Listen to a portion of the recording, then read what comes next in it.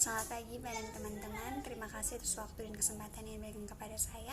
Saya akan mempresentasikan hasil kerja saya tentang kelainan sel. Di sini yang pertama kelainan sel nekrosis, yang kedua kelainan atrofi, yang ketiga hipertrofi, yang keempat hiperplasia, yang kelima metaplasia, yang keenam iskemia, yang ketujuh trombosis, yang kedelapan embolik.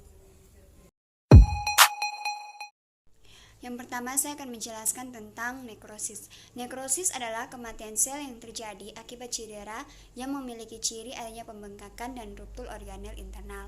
Jadi nekrosis merupakan kondisi cedera pada sel yang mengakibatkan kematian dini sel-sel dan jaringan hidup. Nekrosis juga dapat terjadi dikarenakan kerusakan membran. Lisosom mengeluarkan enzim ke sitoplasma dan menghancurkan sel. Isi sel keluar dikarenakan kerusakan membran plasma dan mengakibatkan reaksi inflamatori. Nekrosis adalah pathway yang secara umum terjadi pada kematian sel yang diakibatkan oleh faktor eksternal dan faktor internal. Yang pertama, faktor eksternal meliputi trauma mekanik, yaitu kerusakan fisik tubuh yang menyebabkan kerusakan seluler. Yang kedua, kerusakan pembuluh darah yang dapat menghambat suplai darah ke jaringan terkait, dan iskemia, yaitu berkurangnya darah yang dapat menyebabkan perubahan fungsi pada sel normal.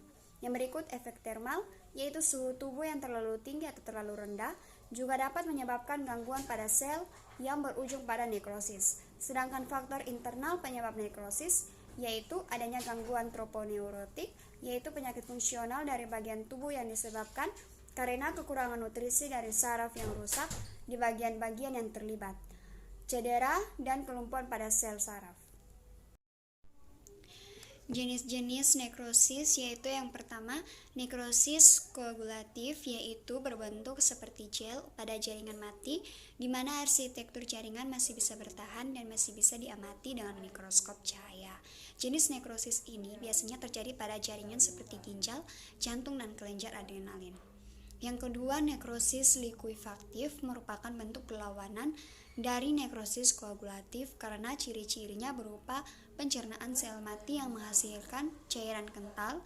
Jenis nekrosis ini biasanya disebabkan oleh infeksi bakteri dan jamur.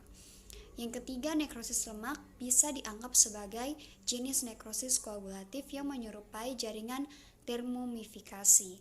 Yang keempat, nekrosis caseus merupakan kombinasi dari nekrosis koagulatif dan nekrosis likuifaktif yang disebabkan oleh mikrobakteria, jamur, dan beberapa zat asing.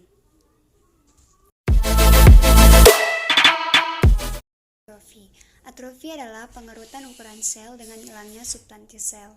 Hal ini bisa disebabkan karena berkurangnya beban kerja, hilangnya persaraan, berkurangnya suplai darah, nutrisi yang tidak adekuat, dan penuaan.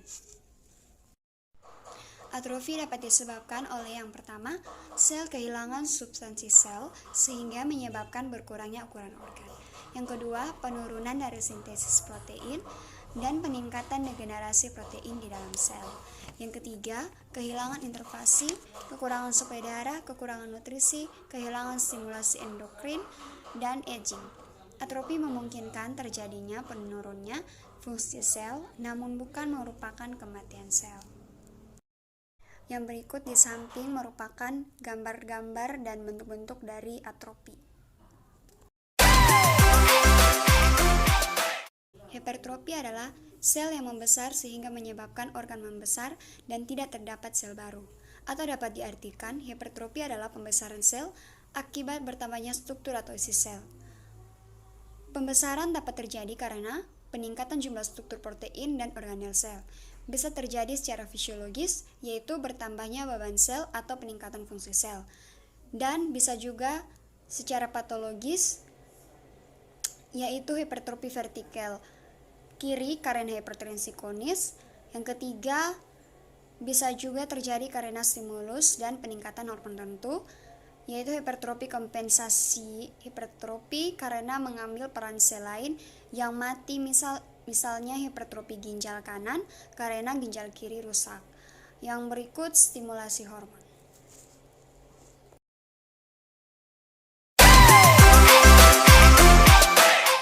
Jelaskan tentang hiperplasia. Hiperplasia adalah replikasi sel sehingga terjadi penambahan jumlah sel membuat organ membesar. Atau dapat diartikan, hiperplasia merupakan peristiwa meningkatnya jumlah sel yang terjadi pada organ tertentu akibat peningkatan proses mitosis. Dan kita bisa lihat pada gambar yang di samping. Yang berikut saya akan menjelaskan metaplasia. Metaplasia merupakan perubahan sel jaringan menjadi jenis sel lain yang tidak normal bagi jaringan tersebut. Misalnya perubahan epitel bronkus dari bentuk torak berambut menjadi gepeng berlapis. Berikut saya akan menjelaskan kelainan iskemia. Iskemia merupakan kekurangan suplai darah ke jaringan atau organ tubuh karena permasalahan pada pembuluh darah. Tanpa pasokan darah yang cukup, jaringan atau organ juga tidak mendapat cukup oksigen. Akibatnya, kondisi yang membahayakan dapat terjadi seperti serangan jantung dan stroke. Yang berikut adalah trombosis. Trombosis arteri adalah terbentuknya gumpalan darah di pembuluh darah arteri. Kondisi ini bisa menghambat aliran ke organ tubuh tertentu sehingga berpotensi menyebabkan kondisi yang serius seperti serangan jantung dan stroke.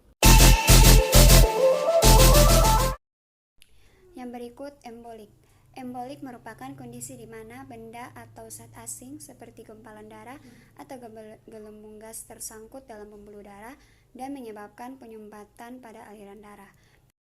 Sekian dari hasil presentasi saya. Terima kasih.